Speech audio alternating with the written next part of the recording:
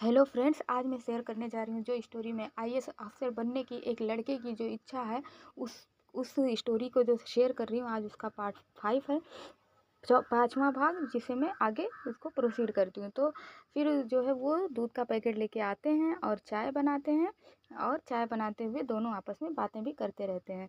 फिर वो उससे पूछते हैं, अब ये सोचता है संतोष कि मैं कुछ बोलूँ कि ना बोलूँ, क्योंकि अगर मेरे ज़ुबान से कोई भी इधर उधर वाली बात निकली तो ये तुरंत अपना लेक्चर देना शुरू कर देंगे। तो ये भी उनकी हाँ में हाँ मिलाता रहता है। इतनी ही देर में वो चाय भी बनाते रहते हैं और चाय बन जाता है। दोनों चाय की चुस्कियाँ लेते रहते हैं और एक दूसरे से बातें भी करते रहते हैं उस रूम में, उनके रूम में, राय साहब के रूम में। इतनी ही देर में संतोष की मोबाइल की बेल बजती है और उसमें एक भोजपुरी टाइप का गाना आता है। जैसे कि आप लोग जानते होंगे कि भोजपुरी गाने किस टाइप के होते हैं, बलमा उलमा करके। और वो उसके पिता का फ़ोन था, वो उनसे बातें करता है। वो कर तो रहा होता है अपने पिता से बातें, लेकिन राय साहब के दिमाग में कुछ और ही चल रहा होता है। जैसे ही इसका फ़ोन कट होता है, ये फ़ोन रखता है, वैसे ही राय साहब कहते हैं कि सबसे पहले मुझे संतोष तुम ये बताओ कि किस तरह का गाना तुम अपने फ़ोन में रखते हो। ये जो तुम्हारा बेल बजा, ये रिंगटोन देख के ही इंसान समझ जाएगा कि ये लड़का लफंगा टाइप का है।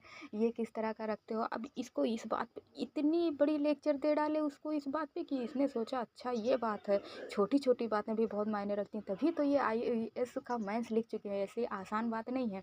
अब वो बेचारा फिर बहुत ज़्यादा टेंशन में हो जाता है कि अब तो मुझसे कोई भी बात आ जाए, लेकिन मैं कुछ नहीं बोलूँगा और ऐसी कोई हरकत नहीं होने दूंगा जिससे राय साहब मुझे फिर लेक्चर देने लग जाए। तो वो बहुत खिसियाई सी अंदाज में उनसे पूछता है कि अच्छा ठीक है, आप ही बता दीजिए कि कौन सा गाना मैं इसमें सेट करूं, कौन सा रिंगटोन। वो कहते हैं कि एक बार तुम मेरे फ़ोन पे मिस कॉल करो और देखो मैं किस तरह का गाना लगा के रखता हूँ।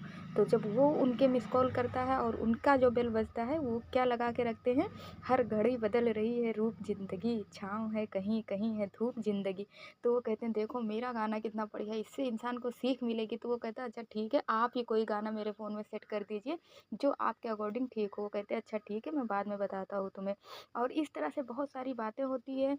वो कहते हैं कि ठीक है, ये कहता है कि हमको जो है टॉयलेट जाना है, कैसा यहाँ का वॉशरूम कैसा है।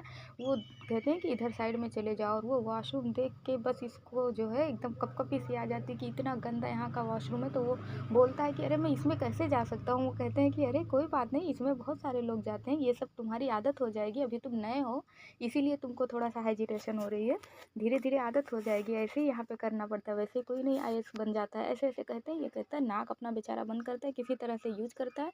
वो उससे बोलते हैं नहा लो, लेकिन ये सोचता है कि नहीं, जब यहाँ का इतना गंदा वॉशरूम है, यहाँ का बाथरूम कैसा होगा। और वो बेचारा अपने मुंह पे पानी के छींटे मार के और आ जाता है। और फिर बहुत सारी बातें होती है। उसके बाद में ये कहता है, अपने पेट पे हाथ रखता है, इसको भूख फील होता है।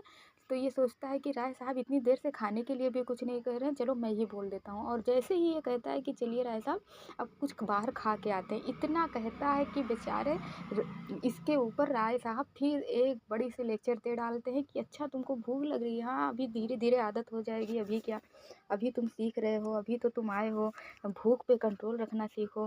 अरे सिर्फ पढ़ने में मन लगाओ, कि ऐसे कितने गरीब लोग हैं जो एक रोटी के लिए तरस रहे। इतनी बड़ी लेक्चर दे डालते हैं कि वो बेचारा सोचता है कि अब इतनी बड़ी लेक्चर सुनने के बाद तो अब मैं 2-3 दिन तक खाना नहीं खाऊंगा। मेरे ऊपर कितना अफसोस है कि मैं ऐसे भूख की बातें कर दिया इतने बड़े मतलब तैयारी करने वाले इतने सीनियर छात्र के सामने।